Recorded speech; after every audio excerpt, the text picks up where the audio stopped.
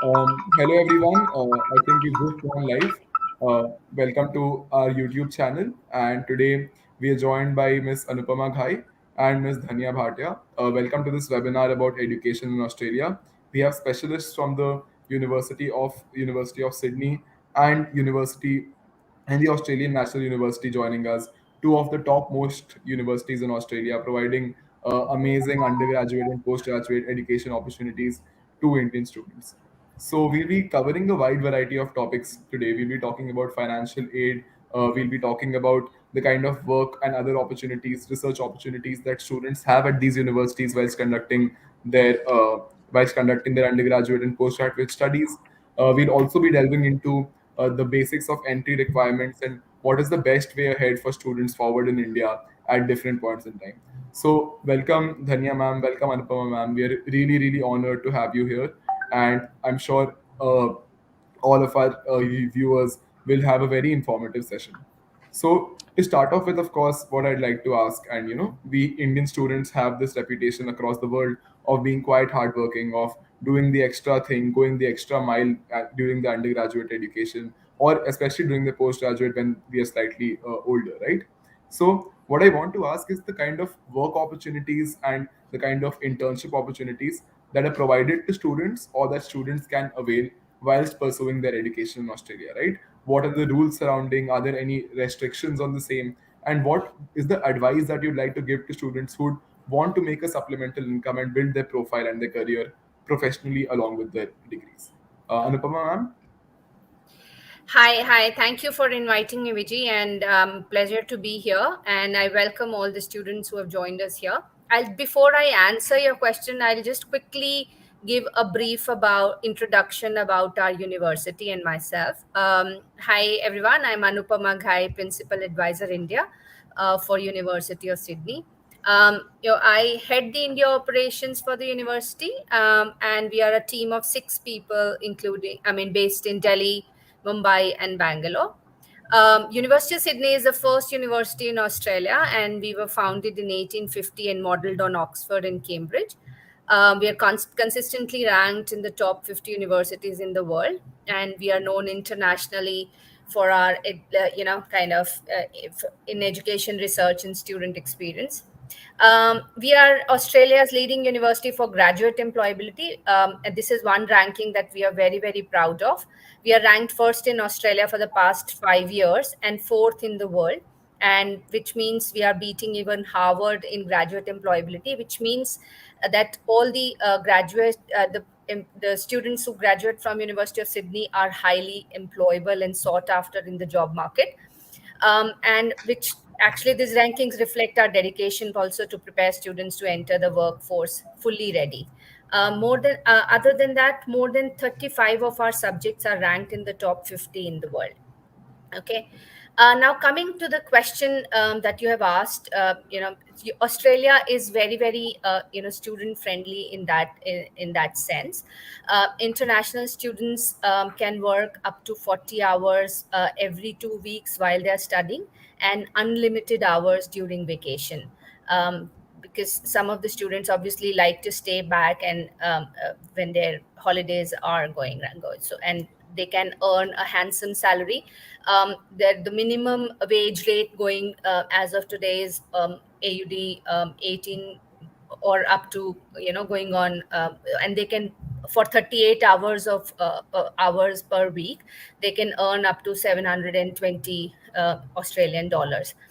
And also, while working, this government and private organizations as well as the education providers also do help the students in, getting these mini jobs, you can call them, right? Yeah, There are yeah. jobs in retail sector, hospitality sector, and many others. Other than that, what I can also share about is that most of the times universities do have their some job options within their setups as well. For example, some of the students in University of Sydney work as student ambassadors, and that they get paid for the hours that they put in. When you say student ambassadors, they work as mentors or guides and helpers to the new entrants, new students who come in, and also sometimes they help with various operational and organizational work within the university. So the opportunities are ample, I must say. Yes. Dhanya ma'am, before like moving on to you, I'd like you to focus specifically on, your research assistantships and teaching assistantships opportunities for, and postgraduate students especially, and the kind of supplemental income that might provide for somebody who's, planning for a master's degree and also wanting to build a career in research and, academia. All right, so I'll just talk about the internship option, just to add on to what Anupma has mentioned, because she covered about the part-time job opportunities that exist in Australia. So for internship opportunities with Australian National University, so as you might know, Australia, ANU is ranked number one in Australia, and we are ranked 27th in the world as per QS World Ranking 2022. So there are a number of portals to access, such as jobs and internship opportunities, like ANU Career Hub and ANU Jobs, where students can create their logins and have easy access. Students are also able to schedule appointment with career advisor for consultation. The career advisor assists students in writing resume, cover letters, and help in guiding the student to build skills that are required to be successful in the job market. So a new career hub is a central online career development and employability tool. There are a few internships available in the business faculty, which can be done online as well. So, as you know, most of the students nowadays are studying online due to COVID. So, few opportunities are there wherein the students can do internship online. So that is a very good opportunity for students. Now, you did ask about research. So. You know. So what happens is, if a student enrolls for a research-related program at ANU, we again have a number of facilities that help students to adjust to the new environment of study Yeah. in Australia. So we offer programs like Set for a New program. This program is designed to assist new students to make the transition. We also have 50-50 first year mentoring program, supporting first year students studying STEM degree by providing mentorship, assistance, and networking opportunities. And ANU Thrive is a student led initiative which aims to support students by listening to their concerns and connecting them to the most appropriate service. So what we are trying to say here is that all the universities in Australia, I think, are well equipped to provide assistance in terms Yeah. of internship, and also for Yeah. their research and whatever help the student would require while transit during their transition period. Yeah. So Just to add one more point here, other than internships and placements and industry projects and all that, so we have the largest program within Australia, but also the students can have access to the student entrepreneurship program, because that is one thing that most of the students these days, rather than becoming job seekers, they want to become job providers. And so our exactly. student entrepreneurship programs equips the students with skills needed to accelerate their ideas, career, and research.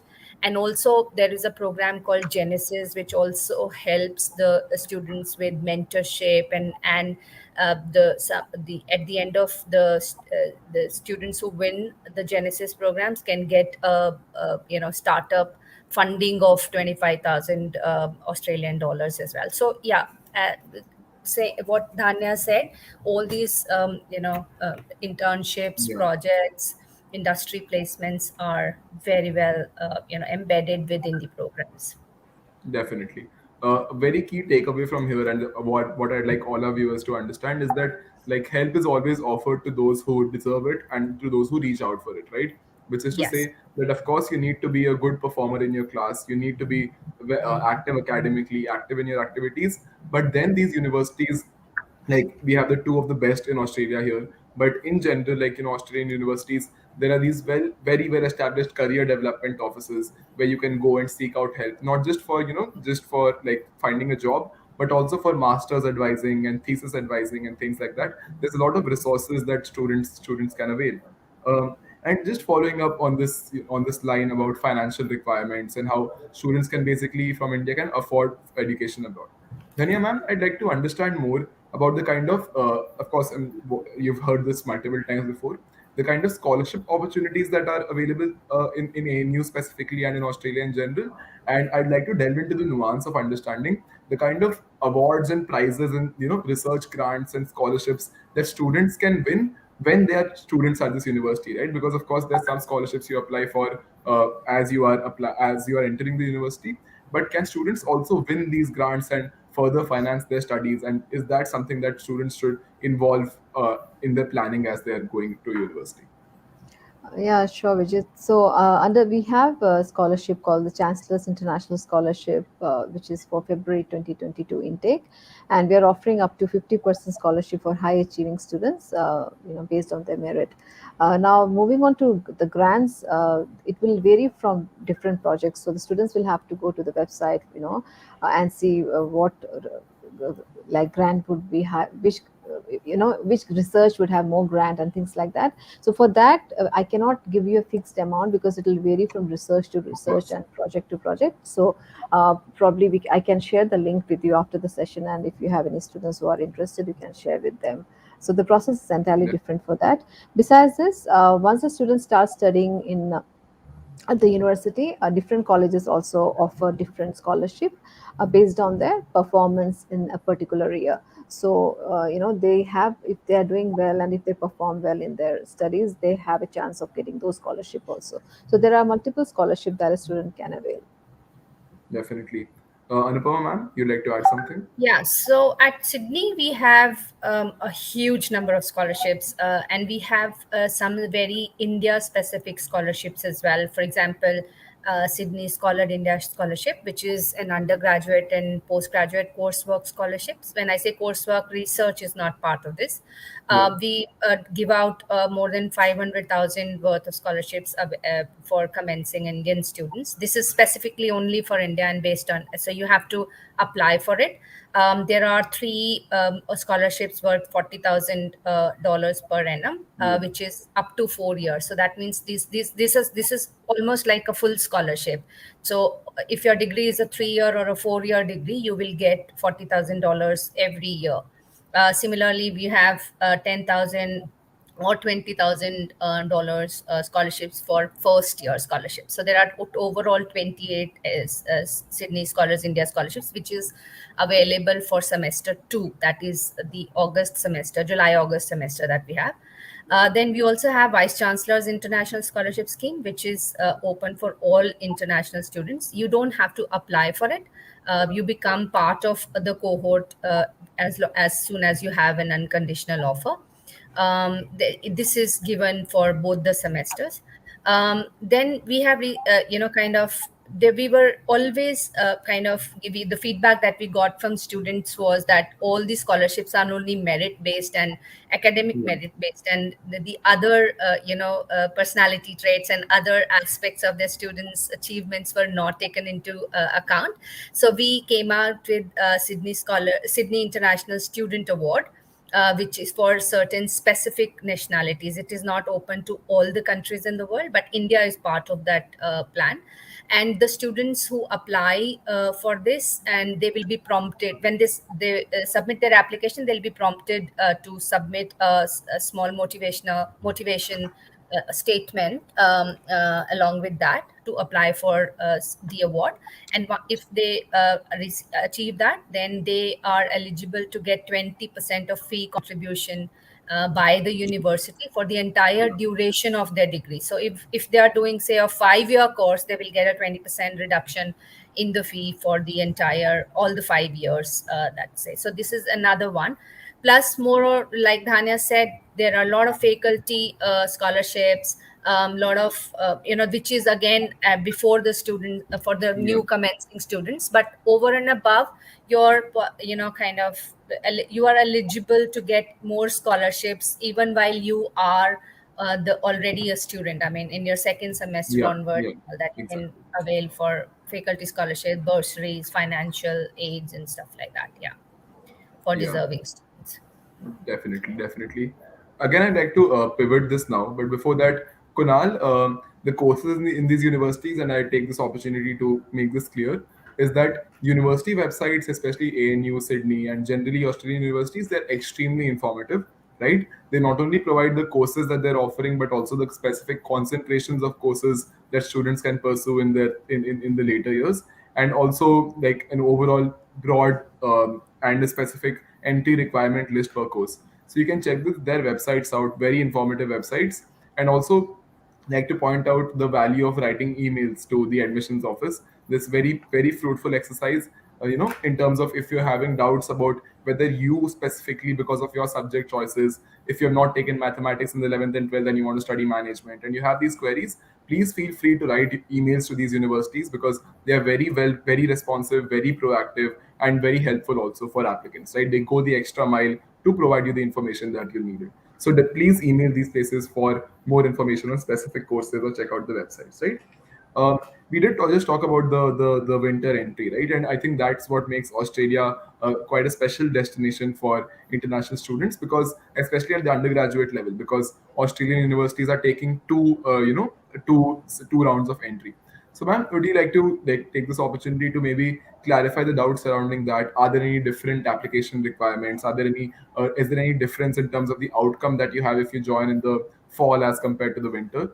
And what would you advise international students which pathway to take, both at the undergraduate and the postgraduate level? Yes, Dhanya ma'am.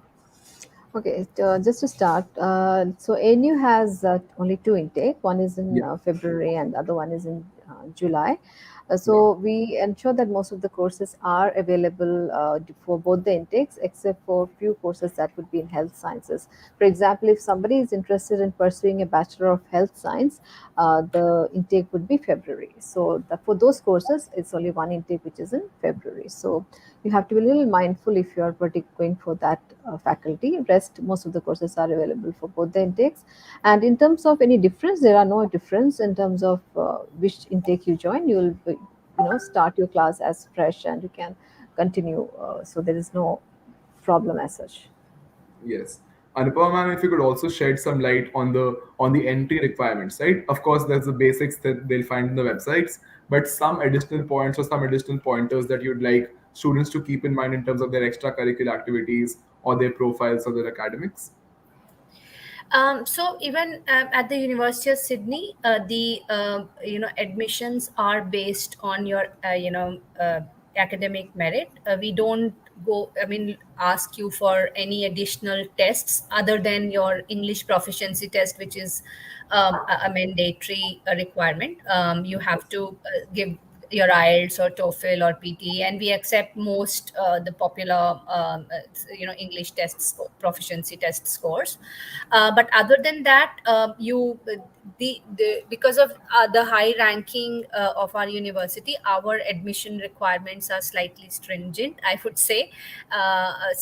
Yes, but if you're looking at, say, at an undergraduate level, um, any some courses like Bachelor of Arts and others would have slightly lower, but anywhere between 85% and above would be the requirement for a UG course. But we also give another alternative route. Say, for example, if you do not have you haven't scored that much in your class 12, I'm talking about undergraduate to start with, then you can also use SAT, or you can take SAT or ACT as an optional route. So All if right. you're, I mean, if for example, SAT scores, they can be used as an optional route, and a minimum ranging between, say, 1100 to 1450 would be the course, depending on which course you are opting for.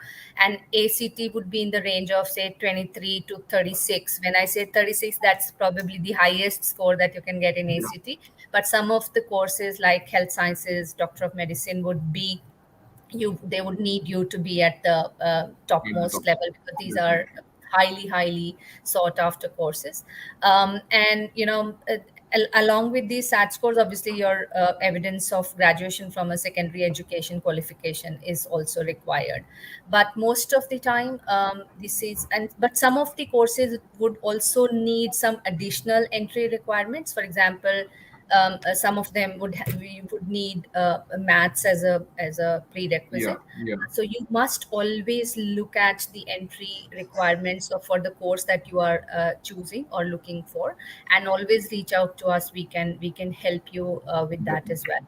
well. Some of the courses might ask you to submit a portfolio. For example, if you are going for architecture courses, so the Master of Architecture would need you not only to submit your scores, but also they will ask you to submit a portfolio Yeah, and things like that. So there are some courses would of probably course. need an interview as well.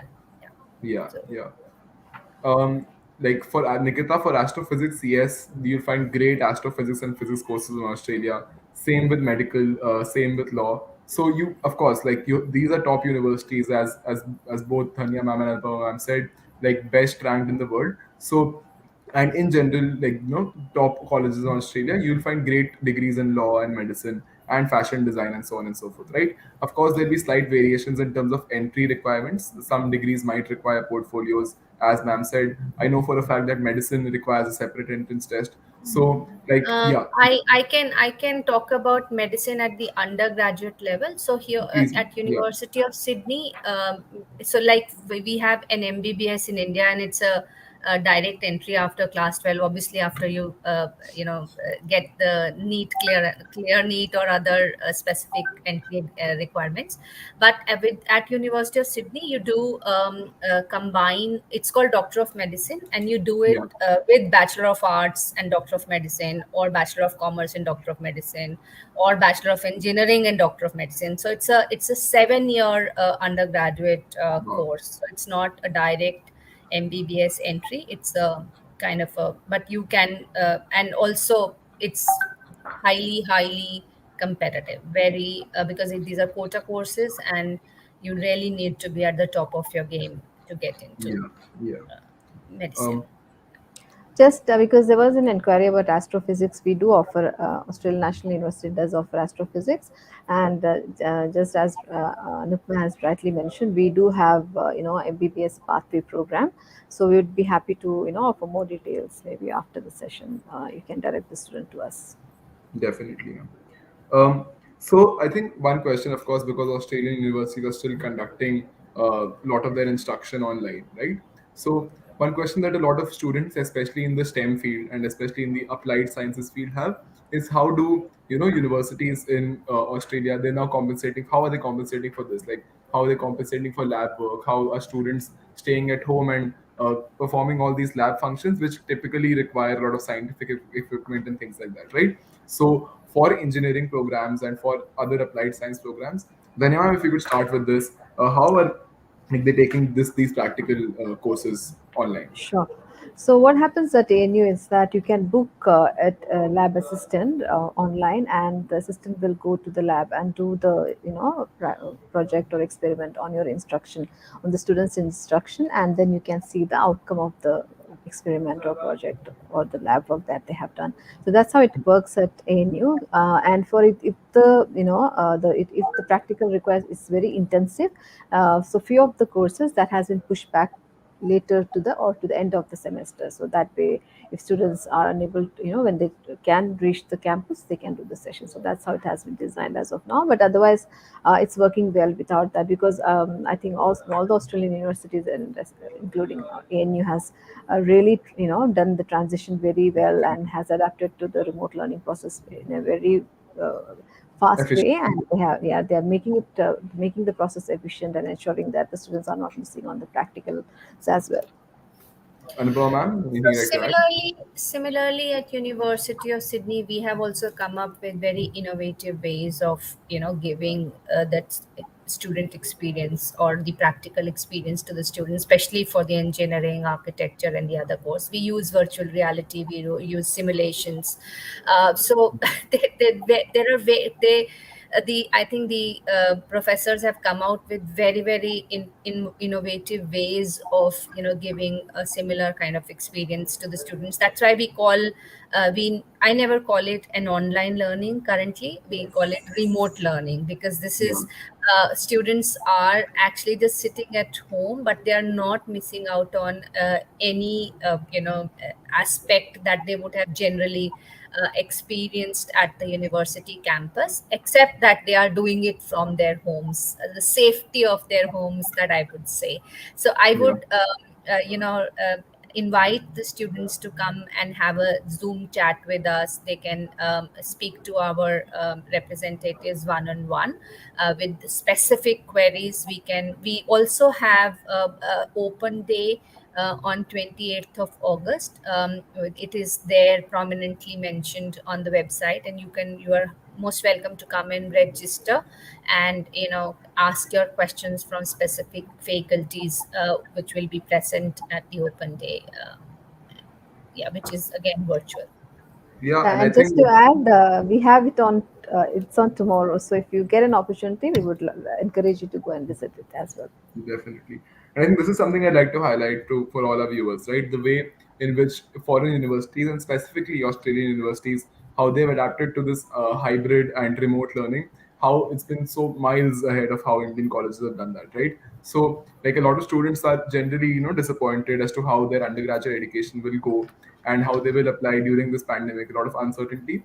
But I just think that applying abroad and applying to Australia, because of the kind of support systems, both in terms of technical systems and also more human systems that have been set up by these universities, they make remote learning so much more fun and very engaging and exciting than it would be otherwise, right? As ma'am just explained, like Just if you yeah, give me another minute, Vijay, I would like to add, even not only the obviously the education and the academic aspect of it, we because this is not something new that we had to do now, right? When the COVID yeah, happened, we were already doing a lot of stuff technology wise. So that is why it was pretty smooth transition for us. But also, when the pandemic, even our clubs and societies have kind of gone transition into online, and all the definitely, activities. In fact, it is even more it's easier to be part of these clubs and societies because you don't have to leave your home, right? So exactly, everything, every aspect of the student experience, we have tried to kind of replicate that in the remote setup, in the virtual setup.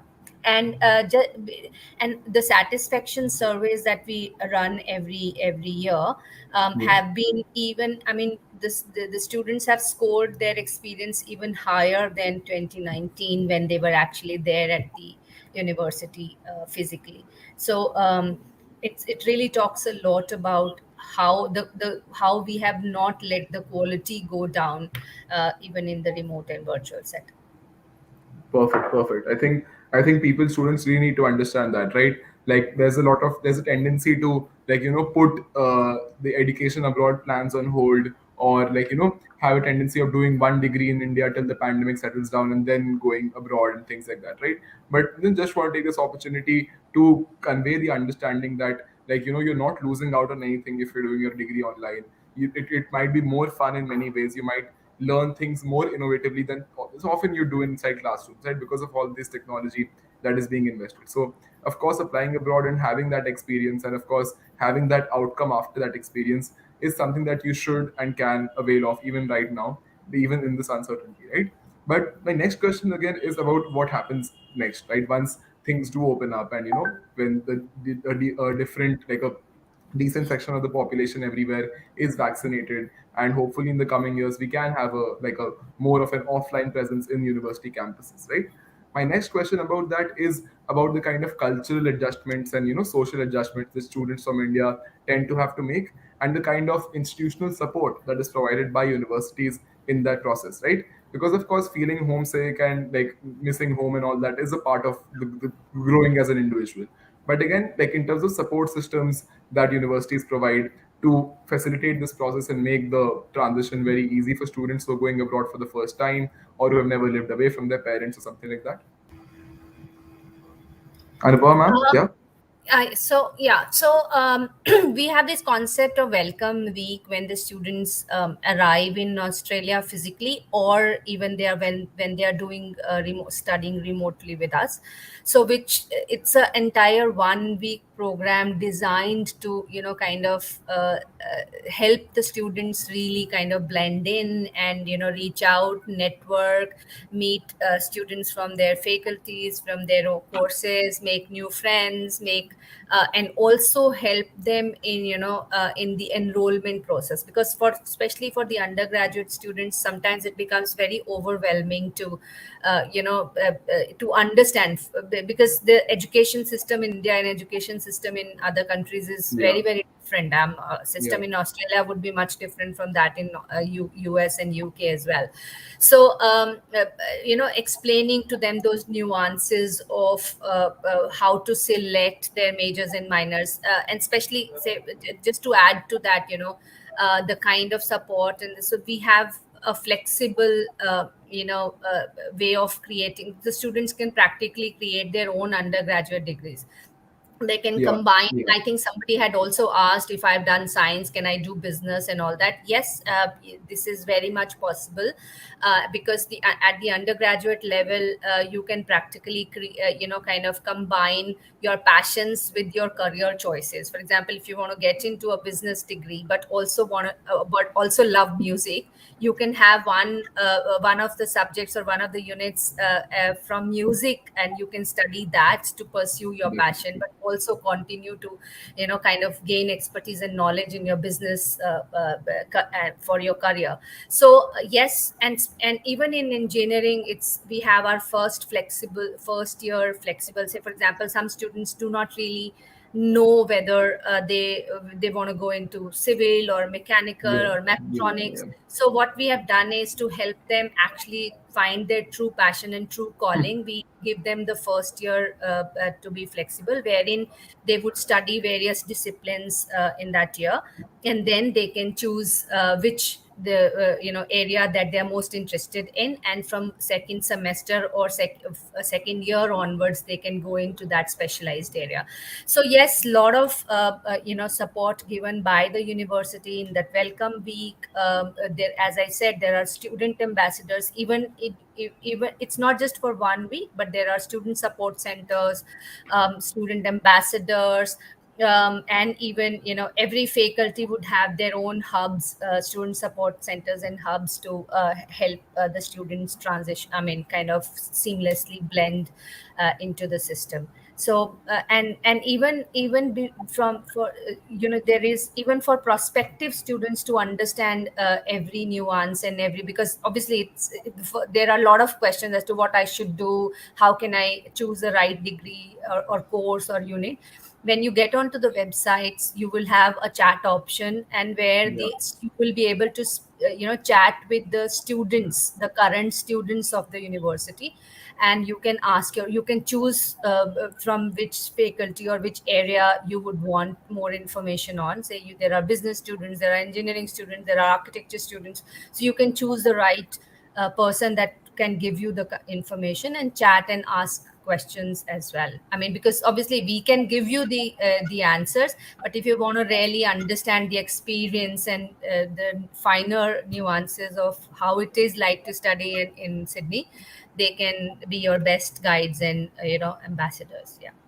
Yeah. Just to add on to what Anupma has mentioned, we also have like a student association wherein the student can be part of it. There are a lot of cultural activities that happen on the campus, so they don't miss when they are studying there face to face.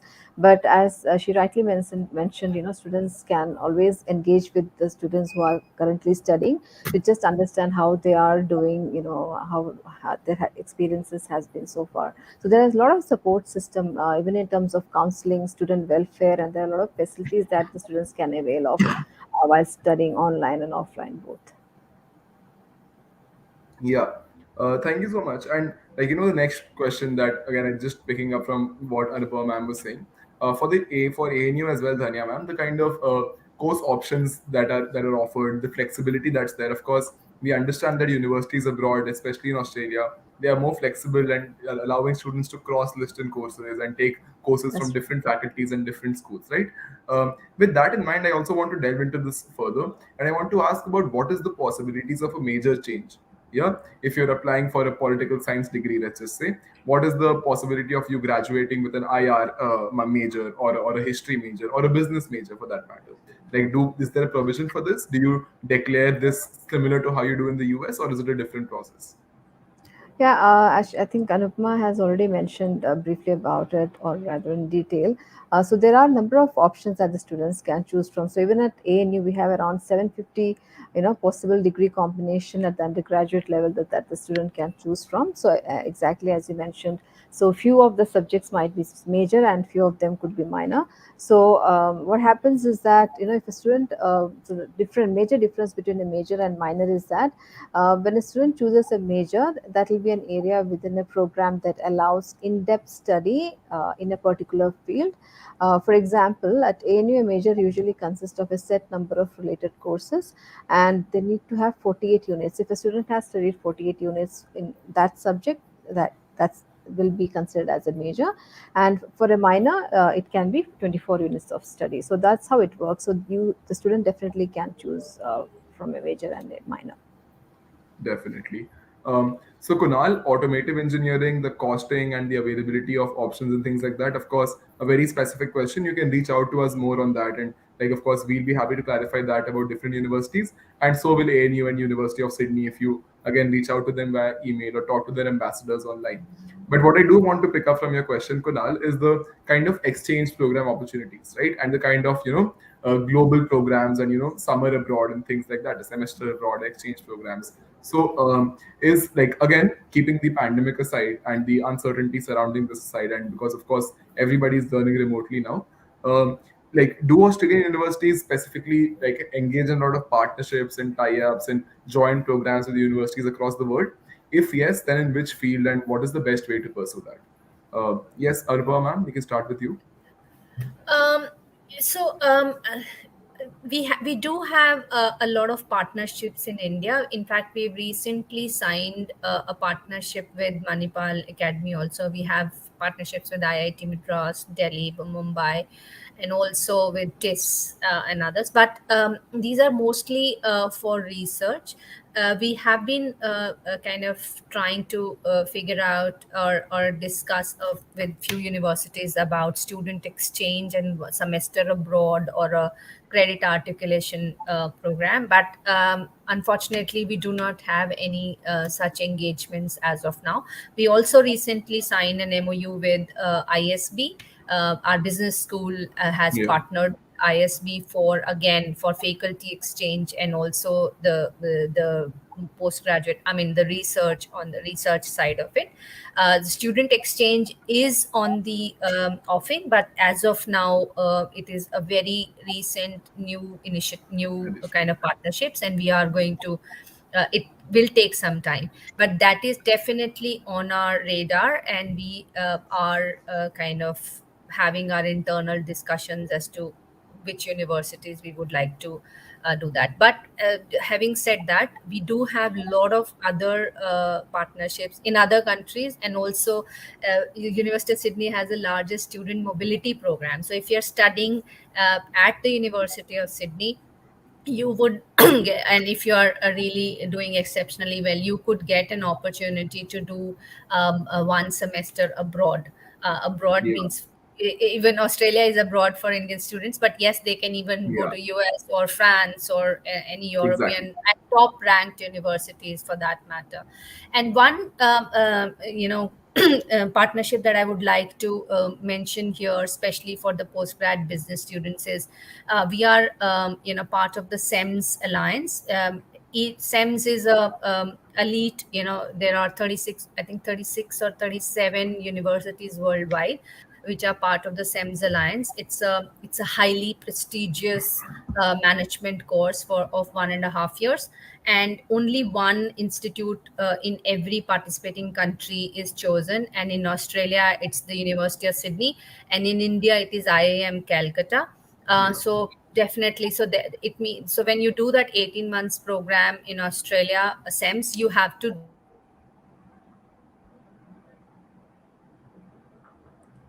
Um, I think we lost her. Dhanya ma'am, you can't hear her either, can you? No, I can't hear either. Yeah. So I think you can like we can Yeah, I'll start just off. continue. So we also have a number of, ANU being, Australia's number one university. We are part of, I'm sorry, my I internet connection is a little patchy.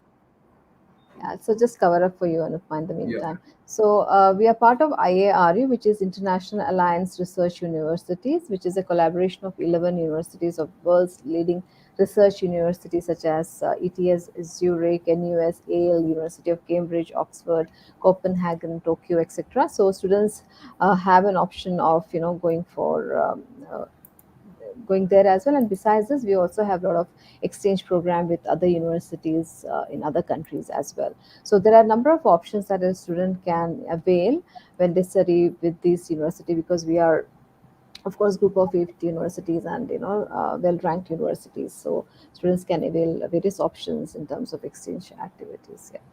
definitely. So yeah, both the universities in of course a group of their own, a different league of their own with the top global universities across the world. Um, Dinkar's scope for computer science, I saw somebody else asking about electrical engineering. I just take this opportunity to again re-emphasize the kind of how fast these fields are developing and the kind of rate at which jobs in in this sector are growing, especially surrounding the kind of remote environments and virtual environments that are being created. And I think which will stay to a good extent after the pandemic, because I think in education and beyond, we have all made some innovations. The pandemic has forced us to make some innovations that we are all going to continue even after this is over, right? So, of course, a lot of focus on electrical engineering, computer engineering, psychology, mental health counseling. Yes, again, a very growing field. There's a diverse variety of courses that you can do in Australia about these, right? Again, done some preliminary myself, done some preliminary research on that. And you have counseling masters that are separate, and clinical masters that are separate, organizational psychology masters that are separate. But more information, of course, you can find in the specific department and faculty websites and the university websites, and of course get back to us on that as well. Like Vikas, the same for law. Um, Next thing I asked to try to understand here is in terms of the kind of skills that are provided and the kind of how education is oriented, right? And I would like you also to create a kind of distinction between the kind of systems we follow in India for education and the evaluation systems we follow in a country like Australia, right? There's a lot of focus on research and didactic education, research writing, which is not covered very holistically in Indian education systems and Indian schools. So Dhanya ma'am, I'd like you to start with this. For honors courses and things such as that, how what is the best way to adapt to this different kind of education, right? Like we talked about the entry week and all the programs like that, but just what students can do in high school in India whilst preparing to just enhance their productivity as they go abroad for uh, for the undergraduate education. Yeah, in terms of how the Australian education system work is that they have very close tie with industry. So whatever curriculum that is taught is quite industry relevant and up to date. That is one thing. Secondly, the students will have to work a lot on projects. So the system of education is such that they'll have to work on projects. They have to work in group. So there's a lot of collaboration that happens between the students while they're studying. So these are the things that the students have to keep in mind when they apply to Australia and when they plan to go abroad. So this will be more of collaborative work, project based work that they will have to focus, Yeah, and they will gain a lot of practical skills. So as you mentioned about skills, they will get a lot of hands-on skills. And most of our universities, including ANU and University of Sydney, has very good collaboration with industry. So what happens is that whenever an industry has some problem, or if they want to work on a project, they come to the campus and ask oh, for perfect. help from the students. So that way it is a win-win situation for the students and also for the industry, because students get to work on a hands-on project or a live project, and the industry gets the solution. So that's how it is developed, and that's how it helps the students as well in building skill for their employability after they complete the course. Anupma, if you want to add on anything, please go ahead. Yeah, so we bang on, Dhanya. But yeah, so basically, all the University of Sydney degrees would have some sort of a capstone project or a Yeah, industry project embedded in it, right? So industry projects are basically real real life projects. You are working on a actual problem an organization is facing, and they would kind of hire you to work on that problem to find the solution. So you work in groups and work on that real world problem.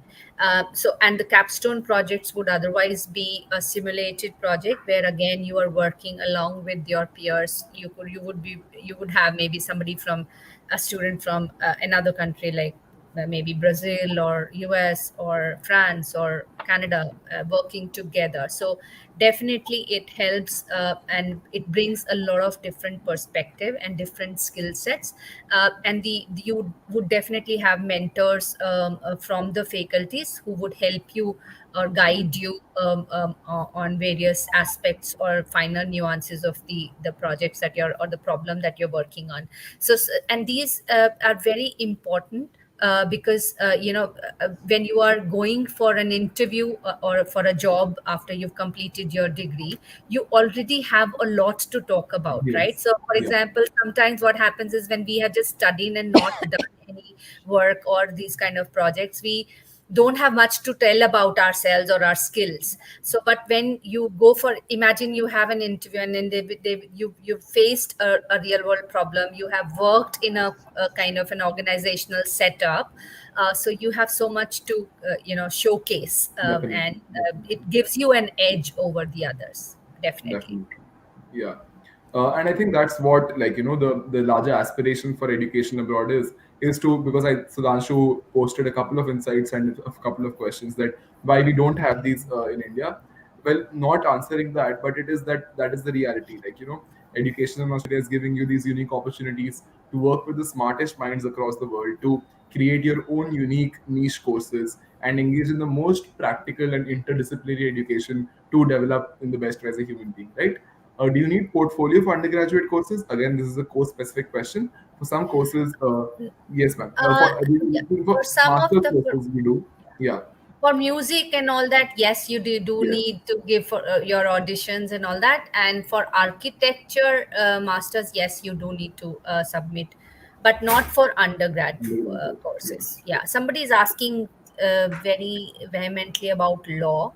So if you could, yeah, if you give me a minute, I can talk Yes, about it. yes, ma'am, please. Yeah, Yeah. so yes, law is a very, very highly sought after degree in Australia as well. I can't say whether law in USA is better than law in Australia, because Of course. USA law is at a completely different level, I must say. But yes, Bachelor of Law at University of Sydney is highly ranked. We are a world, I mean, in the top 20 in the world. I don't remember the exact ranking that we have.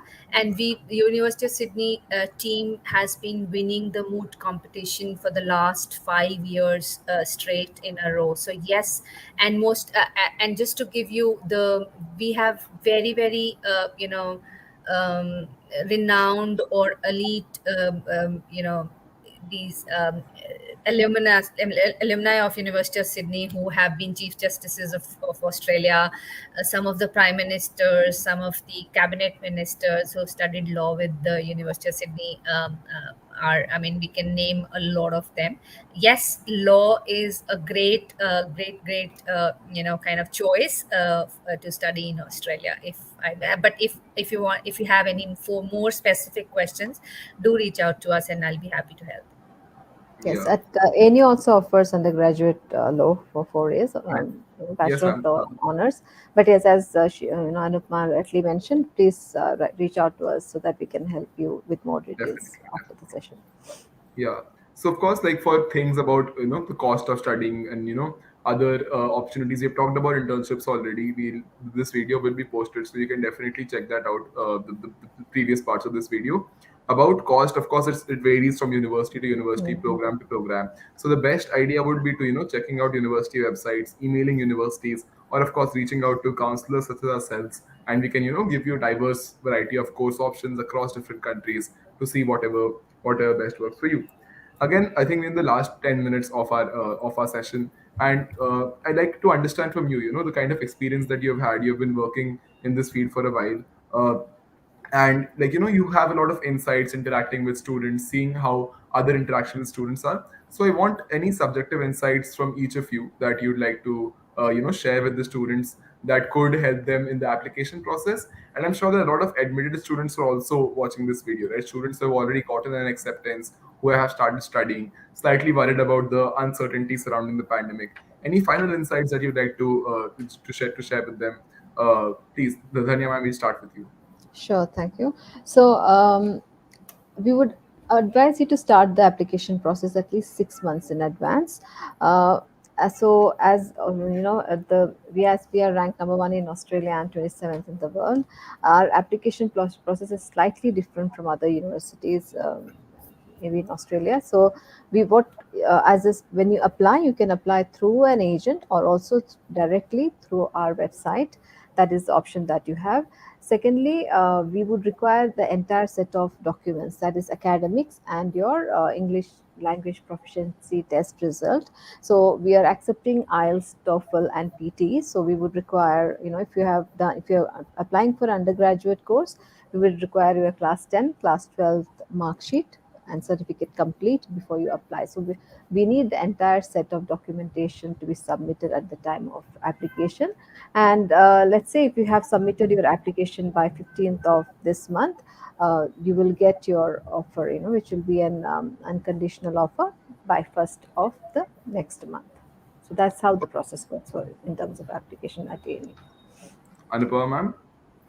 Yeah, so Simil, I agree with Danya. You should start your application process early, and try to secure your unconditional offer as soon as possible. So even if you do not have all the documents ready, you can still start your application. Say, for example, if you still are waiting for your English proficiency results, you can apply with your final your transcripts and the other documents, and secure a conditional offer. And as soon as you have the English proficiency scores, you can submit that and get an unconditional offer. Try to get complete the process, because as I said, there are a lot of scholarships for which you do not have to apply, but you automatically become a part Yeah, of the cohort if you once you have an unconditional offer. So don't miss out on those wonderful scholarship opportunities by delaying your application. It is not, required. You can accept later. There is nobody's forcing you to accept before you are ready to accept. But yes, you can complete your process, secure your unconditional offers. Be part of the cohorts for scholarships and for the awards that I talked about. It always helps to be ahead in the game. definitely, definitely. Yeah, so I think the final takeaways are to, of course, number one is reaching out while you're applying, reaching out after you've gotten admission. Not be shy. Write emails to admissions officers. We're sharing email IDs here, and of course, all of these are available very clearly on college websites. So reach out for further help to colleges if you want further help for profile building and help in applications for different countries, not just Australia. Like we're having a New Zealand webinar after a few minutes. We engaged with representatives from top universities in Canada and United States yesterday, right? So we're providing this assistance in an end-to-end way at our office, of course. But yes, number one, reach out for help, be active. Even when you get admission, be active in the university to get the best opportunities for yourself. Second, of course, is apply as soon as possible, work as hard as possible on your academics and on your profile to create a separate to put yourself up at par with the other applicants and get good scholarships and get great opportunities. And I guess what we've all learned very importantly from this webinar is that despite the engagement being virtual, despite learning being remote, Australian universities have adapted excellently to this, which is why there shouldn't be any reluctance in applying to these universities because they are the best in the world. They're the best in Australia, of course, but also ranking in the top in the world, right? So for all these, I really thank you so much, Anupama ma'am. Thank you so much, Danya ma'am. It was really a pleasure to have you around and answer our questions. I hope that this was also a good experience for you and all our viewers and me individually myself. We've had a great time. It was really informative, and we hope to send many students to Australia, specifically to your great universities, provided they also get accepted. Yeah, and a great collaboration and education between the countries. So this is the Thanks, Vijay, reinforcement. for Super having exciting. us here, Yeah. and thanks everyone for joining us today. Thanks, All right. everyone. And our mail IDs have been shared. So if you have any specific questions around any particular course, do reach out to us. Thank Yes. you. And stay tuned. Be on this channel. We'll be starting a New Zealand webinar in just a few minutes. And yeah, thank you so much again, and we'll be back. Thank you. Thank Bye. you, Bye. and bye. Best of luck. Bye.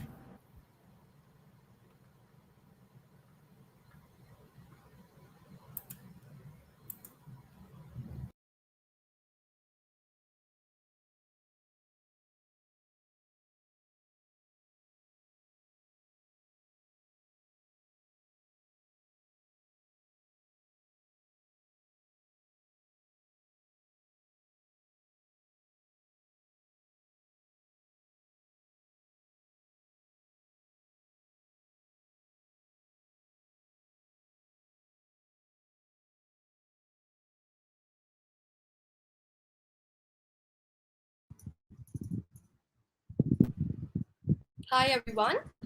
So we're going to be starting with the next webinar in a few minutes. I think next 2 minutes. So stay tuned.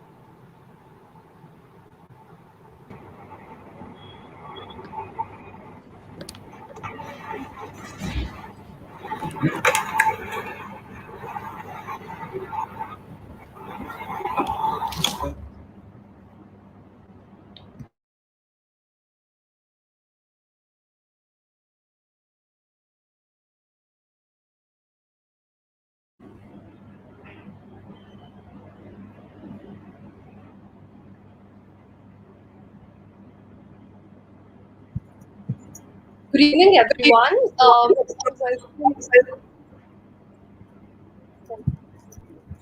Hi, good evening everyone. I welcome everyone present here to attend this webinar on study in New Zealand. It's ideally meant for students who are studying from, between class 10th to 12th. However, if you're younger or older, you're very much welcome to participate. I'd like to start introducing, I'd like to first start by introducing Mr. Jitin Chawla, who's the CEO and founder of Center for Career Development based in Delhi. And then I would like to introduce Miss Andrea McLeod, who's working as the International Regional Manager at Victoria University of Wellington. Next, we have with us who will be joining this webinar in another 10 minutes. Is Miss Jagnu Roy, who is working as an education consultant in New Zealand and also as the country manager there. Next, we have with us is Mr. Ankit Mehta, who's the regional recruitment advisor at University of Canterbury. And I am Shivya. I'll be moderating today's session. So, welcome everyone. Thank you, So, Shivya. great, great. Thanks a lot, Shivya. Thank you. Uh, so, welcome everyone. We have been doing this series, and welcome to a big shout out to all the students who have been attending. We have been covering various countries, and New Zealand is a top favorite. I've been to the embassy also, and have been invited to events, and one has been in touch with the Jugnu ma'am for quite some time, and I find it's amazing as a country, and I have students who have joined various universities for very unique courses, like courses on agricultural science. I've people who have gone in for hospitality, management courses, finance courses, both at undergrad and grad level. So I strongly feel students who are attending, this is something to watch out for. An amazingly beautiful country, and in fact, I was planning to travel also last March and April, but then Corona hit and I could not. So. Okay, Carl Rock is from New Zealand also. Yes, Sudhanshu. Yay, yay. So, good, Sudhanshu, you've been attending quite a few. I think you're attending all the sessions we are doing about study abroad. So, I think you're quite keen. People today, our idea is to understand New Zealand as a destination, to understand specific universities. We have got senior people from two universities, and Jugnu ma'am also would be joining us. Uh, also, people, if you have any questions about costs, expenses, part-time work, feel free to ask. And today we have experts, so I will not speak much. As a career counselor, I feel students, even if you want to run your own thing in India, it's a good idea to go abroad, have a multicultural exposure, and then you can definitely build up. Then you can definitely come back and uh, start your own venture, or even if you have your parents ventures, you can even look at that. So you have globally recognized qualifications at New Zealand. So there is New Zealand Qualifications Authority, which ensures that institutions are registered and they comply with qualification standards.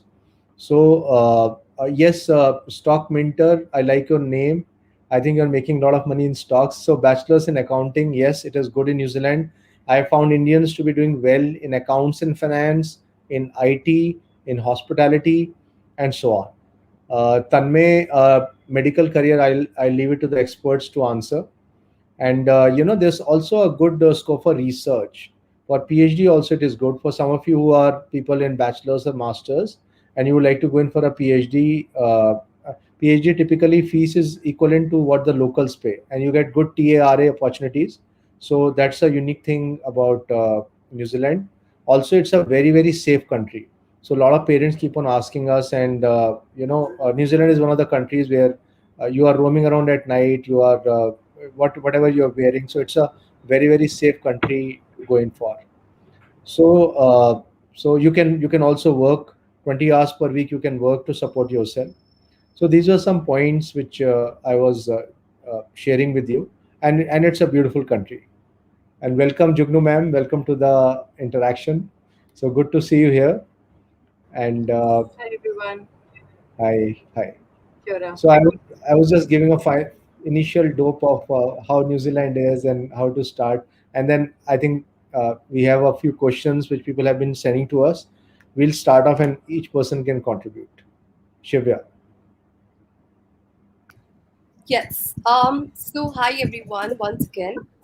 I'll be kind of asking a couple of questions. Any one of you can answer them.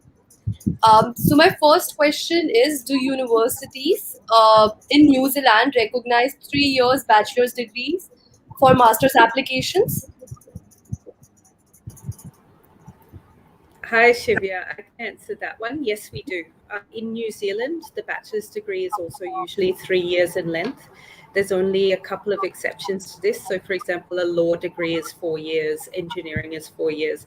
Otherwise, all of our bachelor's degrees are 3 years long. So, there's no issues in recognizing a 3 year Indian bachelor's degree. All right, all right.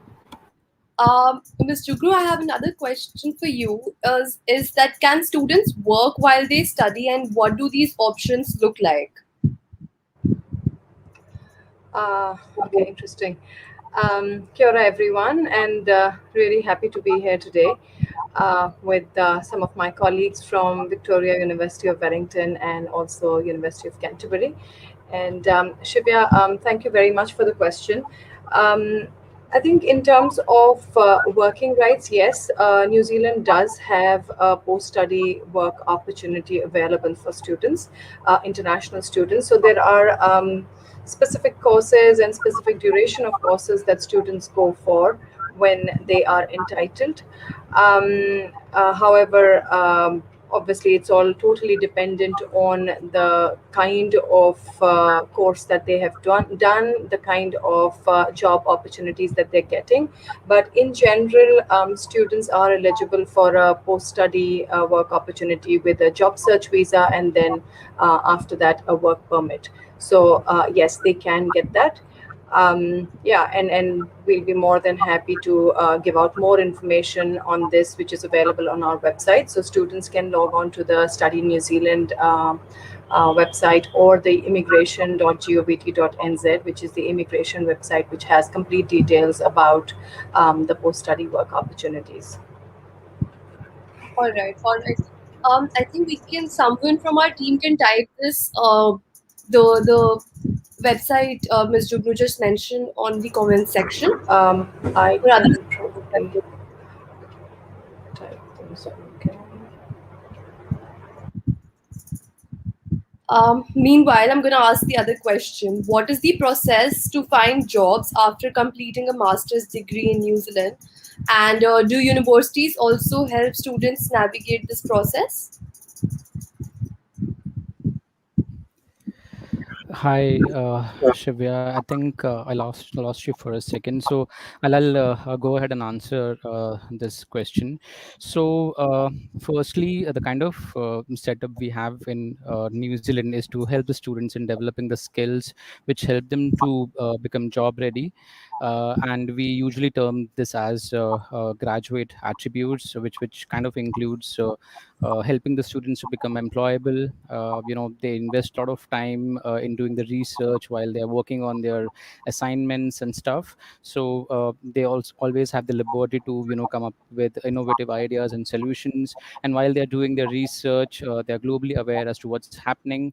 And then New Zealand helps the students to work, study with students coming in from different nationalities. So the community engagement happens. So when you combine all of these things, the students, by the time they complete their qualification, they are job ready.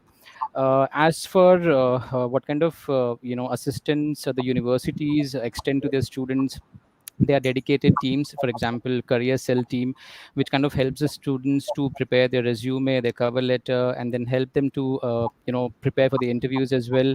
And in order to connect the students to the industry, the universities, they organize career fairs. Specifically for University of Canterbury, we organize these fairs twice a year on our campus for the students, which is an opportunity for the students to interact with the companies. And then in order to help the students, we on a regular basis organize guest lectures from the experts from the industry, which help the students in building their networks. And at the same time, one of the advices that I would extend to the students is to be very active on LinkedIn, because that really helps while being in New Zealand in terms of highlighting what you're doing. And you're also able to develop your network there. Yes, absolutely. I completely agree with your point on being very active on LinkedIn. And it's not just country specific. I think it's a global concept now that we're connecting a lot with people from different country over LinkedIn and seeing what they're doing. at at an educational and professional front. Okay, does anyone want to add something to what Mr. Ankit just spoke about? I'd just like to add, because I think we didn't cover the lengths of the visa previously. So, and some students have been putting their questions in the chat. So yes, you can work part-time while you study, and the lengths and the conditions I'm giving right now are for students doing bachelor's degrees, since that's the audience that the webinar is aimed at. So if you're doing a bachelor's degree, you can work part-time 20 hours a week during semester, and you can work full-time in any scheduled holidays. So a lot of students pick up a full-time summer job. And when you graduate, you have a 3-year open work visa. So you don't need a job offer for that, on the basis of having successfully completed your bachelor's degree. Great, thank you so much. All right, so I have the next question, which I would like to ask you only, Andrea. The question is, there's a lot of confusion regarding the testing requirements. What tests would you say are absolutely necessary for studying in New Zealand? I mean, Okay. could be anything from SAT, GRE, GMAT, so anything. What are the testing requirements? So the great part about choosing New Zealand as your study destination is, if you're going for bachelor's studies, you usually don't need any additional testing requirements. So we recognize the Indian curriculums, we recognize CBSE, ISC, we recognize state boards, we recognize IB and A levels as well if you're doing those boards for your high school diploma. And we take your English level from your high school diploma. So you also usually don't need IELTS or TOEFL or PTE if you're coming to study at a university in New Zealand. We don't need SAT, we don't need ACT, we don't need GRE for graduate studies, and I think the only qualification we need GMAT for is our MBA program. So you can feel quite assured applying for any New Zealand university, usually just with your high school results and nothing else. Okay. I would like to add on to this question and ask, I mean, if a child suppose takes SAT or ACT, which is a requirement most of the US, uh, will they get an edge over the other students to study in New Zealand universities at all? No. Or is it a requirement, like will not give it a consideration at all? No, because we do everything on purely academic merit basis. If you have met the cutoff for entry, you get entry. So there's no essays that have to be submitted. We don't look at extracurricular subjects. It's purely on the basis, have you met the percentage cutoff or not? All right. All right. Okay. I think let's take a couple of questions from the comments section. Um, all right. So Nitya Dhingra is asking, please tell us about BTech and what all other parameters do you see in New Zealand?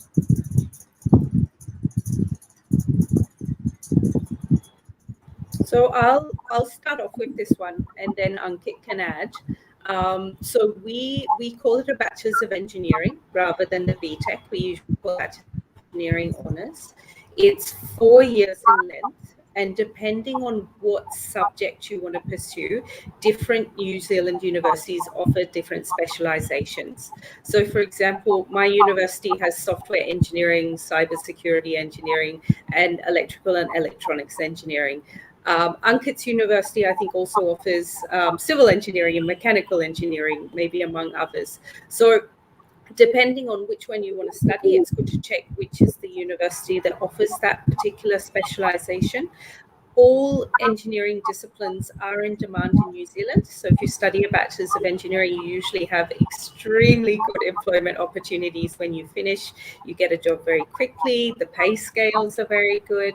And the Bachelor's of Engineering also offers paid work experience. So you get 800 hours of paid work experience with an engineering company in your summer breaks during the course of that engineering degree. So it means you're a very work-ready graduate when you finish.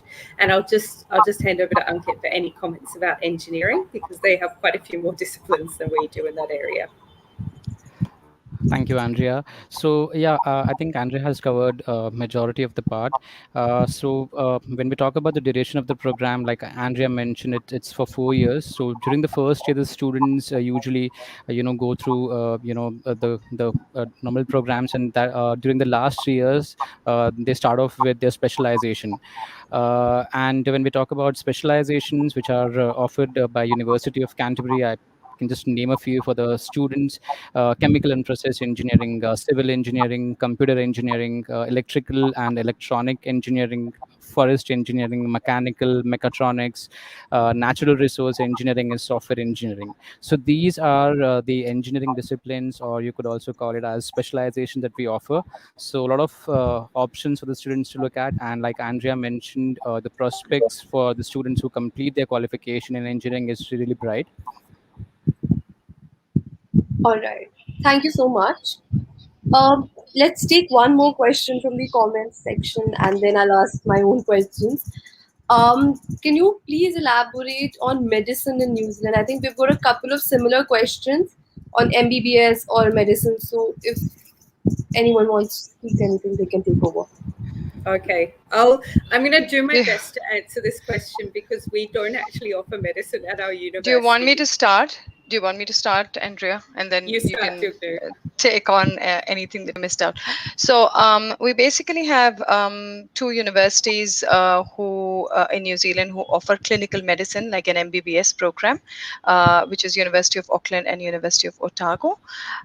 However, if students are looking at non-medical or non-clinical programs, which are gaining a lot of popularity these days, then we have a number of other universities which do offer non-clinical programs.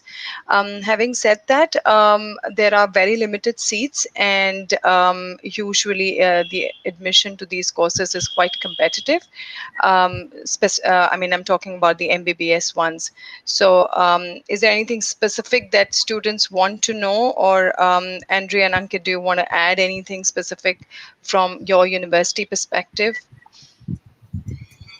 So from what I've understood of the University of Auckland and University of Otago processes, there's only very few seats available per year for international students in New Zealand to study medicine.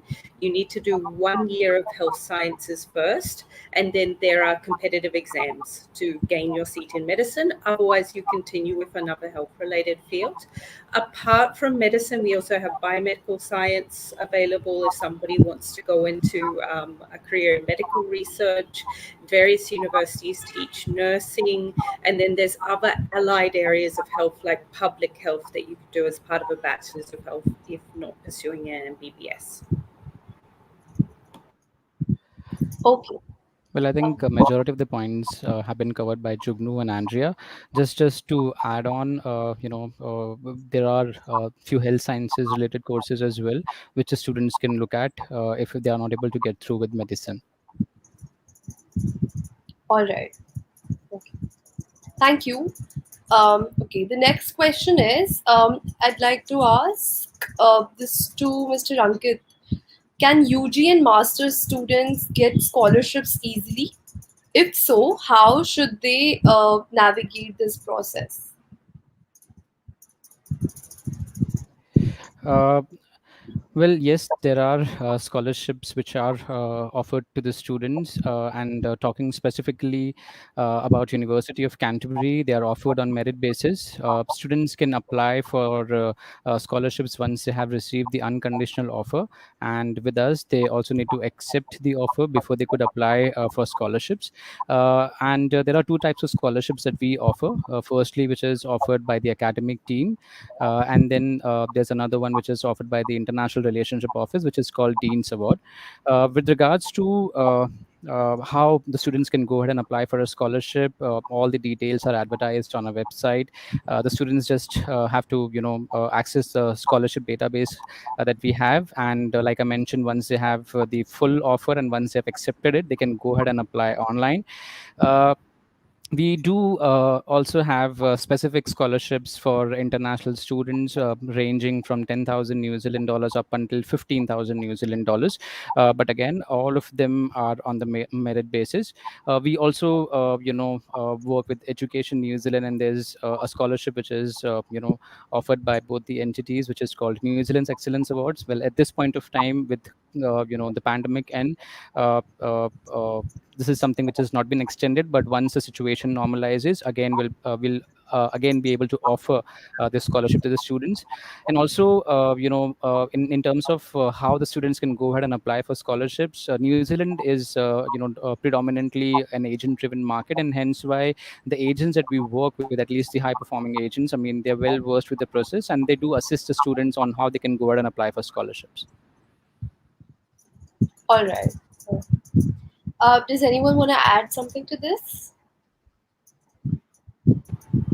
I just want to say that in terms of how easy it is to get a scholarship, I think students have to remember that that depends on their performance. If you've worked hard in high school, you've gotten a high percentage, that makes it easy to get a scholarship because they will always be academic merit based. So if you want a scholarship, concentrate on your marks while you're studying and try and make sure you get the highest percentage possible. All right. I think we have a question coming in from one of the audiences. Is that what about scholarships at Victoria University of Wellington? Okay, so I'll elaborate on ours. We have one main scholarship for students who are studying at undergraduate level, which is called the Tongarewa Scholarship. It's a Maori word meaning precious. So the Tongarewa Scholarship is academic merit based. It is competitive, so we award it to the best students who applied, and it awards up to $10,000 for your first year of study. So you first need to apply, get an offer, and then the scholarship has basically 3 rounds per year, depending on which of our intakes you're going for. So you put in your scholarship application and you find out usually a month or two before you start your studies whether you've received your scholarship or not. Okay. Thank you. I'd like to ask the next question to Ms. Jugnu.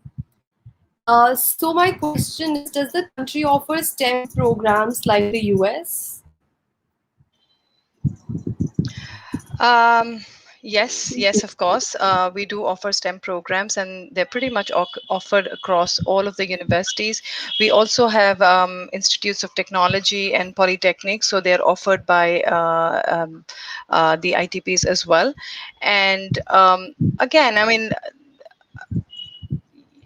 students have to apply based on their past qualifications. And again, I mean, I would probably recommend Andrea and Ankit to elaborate, because I'm not in a position, I mean, they are probably experts in specific courses, but yes, we do have a whole range of STEM related courses. As I mentioned, I'm from Education New Zealand, so we are basically responsible for the high level branding, and specific courses is something that Andrea and Ankit would be able to elaborate. But as I said, like, all universities across New Zealand offer STEM related courses. And I'd just like to add on, the website that I mentioned, Study in New Zealand, is something which is a really good resource for students, and they should keep an eye on that for both for scholarships and also courses. So the website has a search mechanism there where students can actually key in whatever subject they're looking at, whatever level they're looking at, whether it's an undergraduate or a postgraduate program, and get details of which are the institutions offering those courses. So, and then it automatically links you to the various university websites, so you can get the details of your modules and course curriculum, etc. So it's a really useful website. We have separate sections for master's programs, specifically for Indian students. We also have the New Zealand Excellence Awards, which Ankit mentioned. So we have a section detailing that with some of the student stories who've already been awardees of that. I just, because my internet's really patchy and I'm just having a lot of trouble just staying on. Just wanted to add in, keeping in mind the fact that at the moment a lot of education is happening from home, and we do want students to continue to learn with New Zealand. We have these short programs which have recently been launched on a website called Future Learn. So they are, and they actually offer courses from across the world. And New Zealand offers these short programs which are free of cost by various universities and other institutions from New Zealand. A lot of courses have emphasis on sustainability related subject areas. So, in case students want to use this time to continue to learn with New Zealand, then they can enroll themselves onto the Future Learn program. So, again, just log on to the Future Learn website and go into the New Zealand section and enroll for courses. So, it's pretty simple there. So, yeah. Okay. Thank you, Jigme. Next question that I have is, what is the concept of major and minors? I'm happy to answer this one. So, depending on what bachelor's degree you choose in New Zealand, some of them are structured degrees and some of them are flexible degrees. So when we talk about a structured degree, this would be, for example, a Bachelor of Engineering, a Bachelor of Architecture Studies, a Bachelor of Laws. And in these programs, you would usually have either only one major, or if you're doing the Bachelor of Laws, major, it's just laws.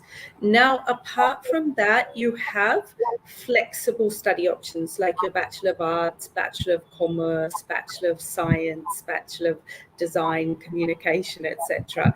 In these particular programs, you have the option of taking either one major, two majors, or a major and minors. What a major is and what a minors are is this is made up of how many subjects you do in a particular area of study. So the university awards what we call academic credit points. To finish a bachelor's degree, you need 360 points. Depending on what you're studying, you are awarded either 15 or 20 points per paper or per subject successfully passed. So one will usually take up half of your study load for your entire bachelor's degree, give or take a few subjects. So you can either fit two in, or you can do one major, you can do two minors for a quarter of your study load each, or you can do one major and you can take electives across all different areas of the university. And the really good thing about studying in New Zealand is you can usually take a second major from a different degree area if you want. So one of my favorite examples, I had a girl, or I have a girl rather, she's still studying there, enrolled in my Bachelor's of Commerce. But she was doing management, but she really loved fashion design alongside. So she took her second major in fashion design technology. And she could do that because we do have those flexible options studying at the university. All right. Thank you. My next question I would like to ask Ms. Chugnu is that how would you describe the experience of a student who's pursuing education in your country, and how is it different from all other countries? Okay, that's a really interesting question. So we have usually done a lot of survey on, and there's a lot of emphasis on student experience in New Zealand.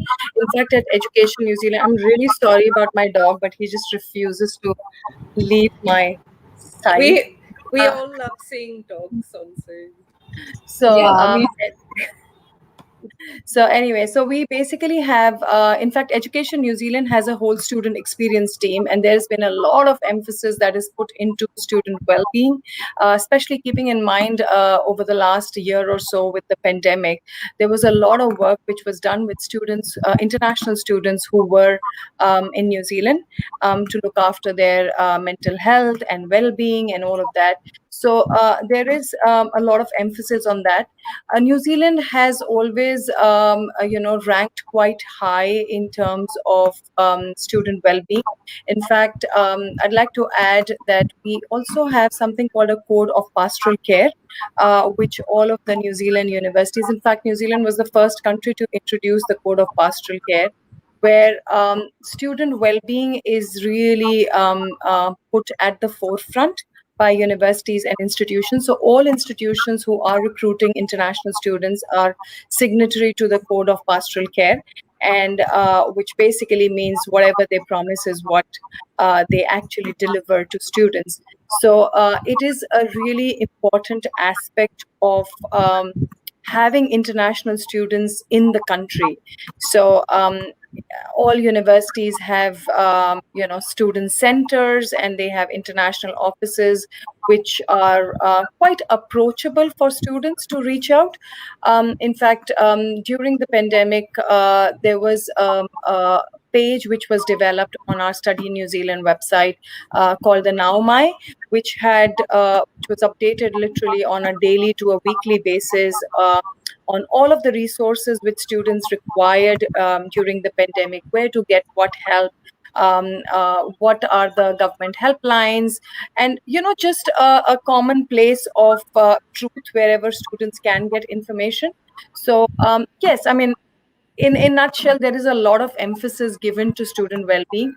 um, when you talk about how is it different from other countries, well, I mean, I don't want to. Every country has their own pluses and minuses and advantages, disadvantages. It's totally up to a student to figure out what their interest area is and what are their requirements. So, when you are looking at a country which offers you a great experience, a great living condition, multicultural society, and a place where you feel at home, you feel safe, then those are the children who would probably choose New Zealand.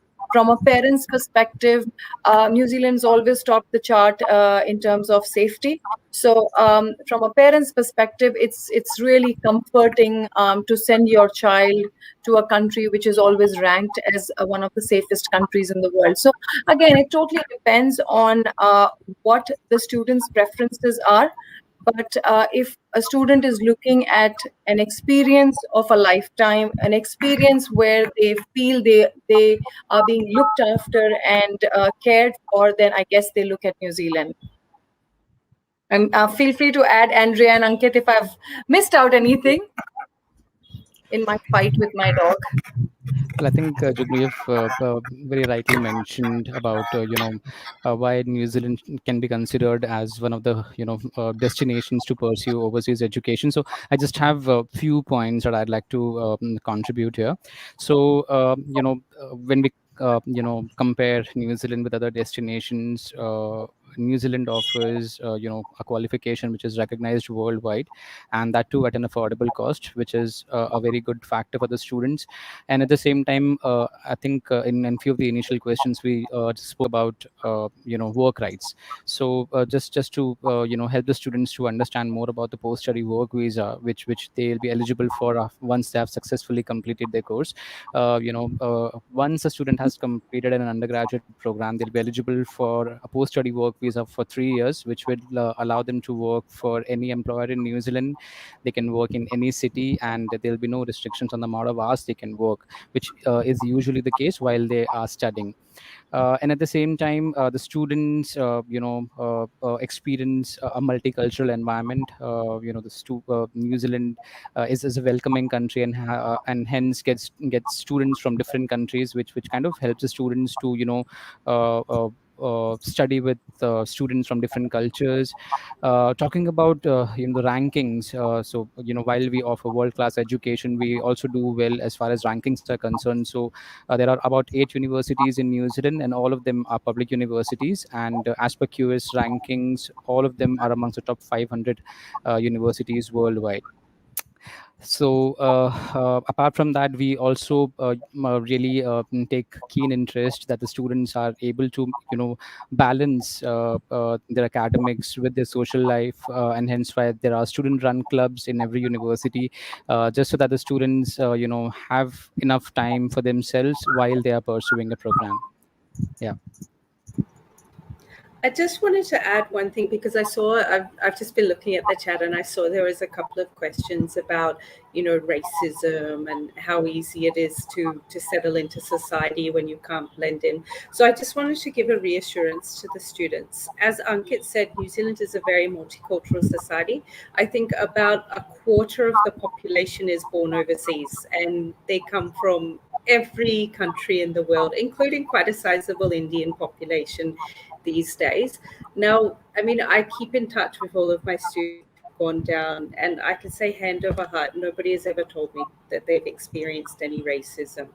It's every country has good and bad people, but New Zealand is very friendly. It is very safe.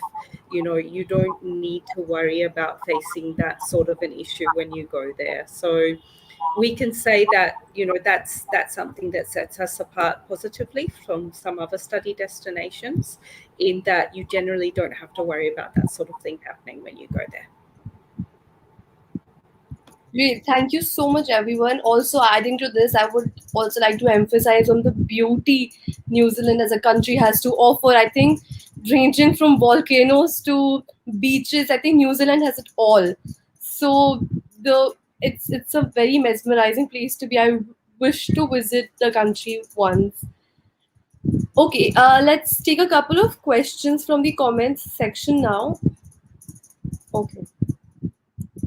There's a question that's been asked by Ishant Tripathi.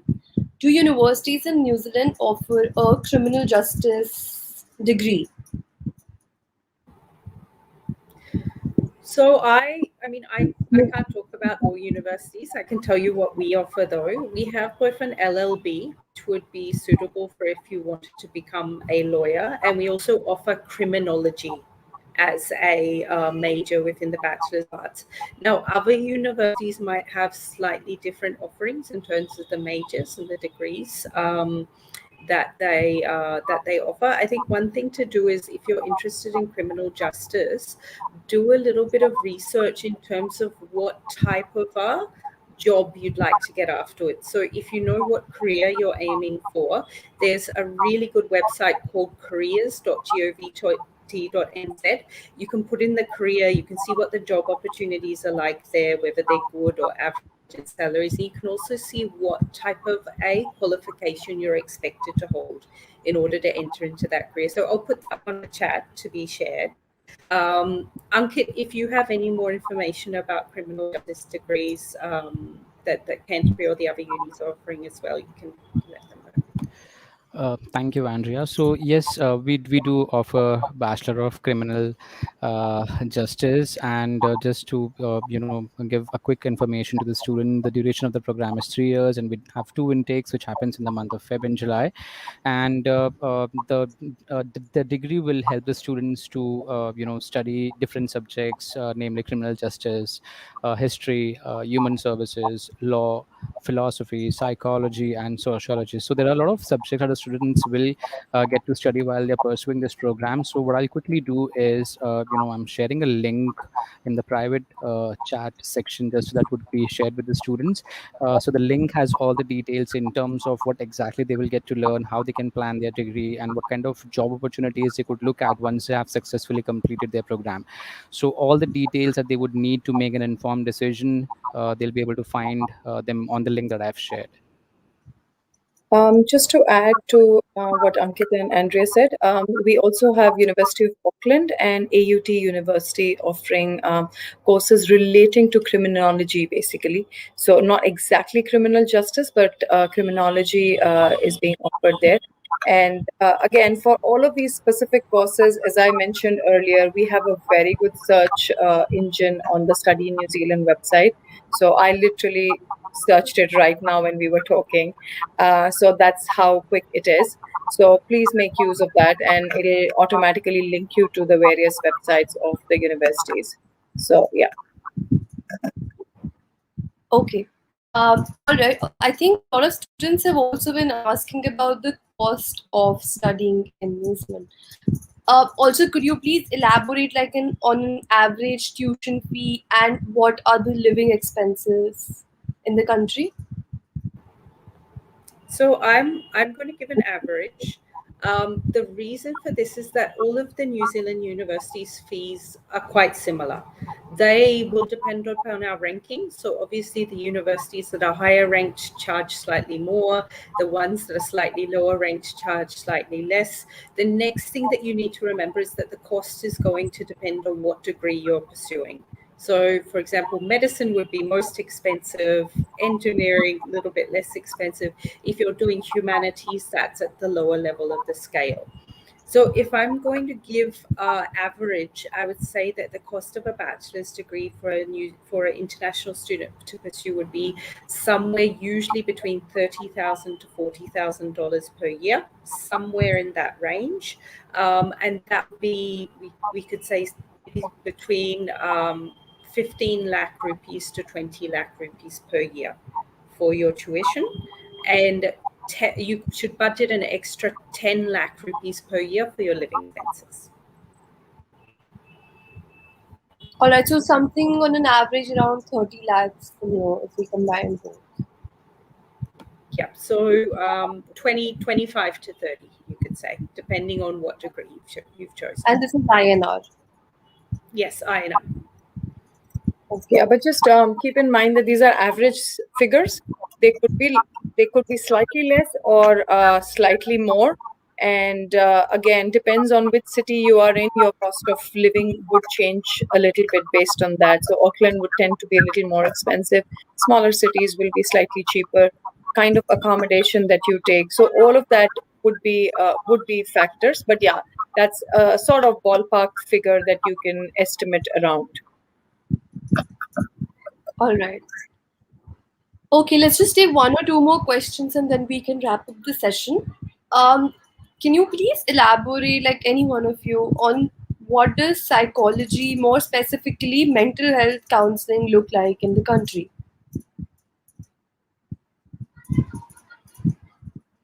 Are you talking about courses or are you Both talking in about terms of mental health support? no, I'm just like all right. So I think the question mentioned what does psychology, more specifically for mental health counseling, look like in New Zealand? Maybe you can elaborate on courses and maybe career options there are, job opportunities there are in the country. Okay, I'll start off. So usually, if you want to go into a career in psychology, you would start with a bachelor's degree with a psychology major, and that could be either a Bachelor of Arts or a Bachelor's of Science. Now, when you're studying psychology at the bachelor's level, you usually don't specialize at that level. You will, for example, take subjects from across the range of psychology subjects. So some family psychology, some, cognitive and behavioral, some abnormal psychology, across the spectrum. Where you usually specialize is at master's level. So at master's level across the New Zealand universities, there's a lot of variety in the types of psychology that you can study. So some universities will have a master's of counseling, some universities will have forensic psychology or health psychology or educational psychology or cognitive and behavioral neuroscience. The list goes on. Some will have organizational psychology if you want to look at it from a commerce perspective. So yes, in order to get into psychology as a field, you do a Bachelor, usually of Arts or Science, with a major in psychology. And then if you'd like to continue your studies, you usually choose your specialization at the postgraduate stage. Okay, all right, all right. Thank you. I think let's just have one last question. Is that can someone get a full ride scholarship? Like Full 100? scholarship. Yeah. Yeah, there might be some university ones, but in general, there are some Commonwealth scholarships which are offered by the Indian government. So you will need to go on to the MHRD website. They usually list down these Commonwealth scholarships. They are meant for all Commonwealth countries, and there are very, very few there. But yeah, you can have a look on that website to have a look to search on some of these scholarships. Apart from that, the excellence awards are of course partial scholarships, and Andrea, Ankit, do you have any full scholarships? With the University of Canterbury, we do not offer fully funded scholarships. We only offer partial scholarships, which, like I mentioned earlier, are offered on merit basis. Over to Only you, at Andrea. only at PhD level. So PhD level, we offer full scholarships, but for bachelor's degree, the maximum would be $10,000 for the first year of study. All right. Thank you so much, everyone. I think that's about it. I appreciate you for giving us such enriching knowledge about what it's like to study at New Zealand. And I would like to thank everyone, for their unwavering attention throughout this presentation, and also, just very intently listening throughout the presentation. So thank you so much, everyone. Thank you. And I've just shared my email address. I think Ankit will put his down too. And if your question didn't get answered, just reach out to us and we'd be happy to answer the questions via email. Yes, sure. I think someone from the team can put it on the comments section. And anyone, if you guys have any questions, please reach out to these lovely people. Thank you so much, Shavya, for having us today. It Yeah, was a great interaction with the students. yeah. It was great talking to all of you too. Thank you so much. Thank you very much, Kiora. Have a good evening. Thank you Bye. so much for having us. Stay safe, everyone. And lovely being with you tonight.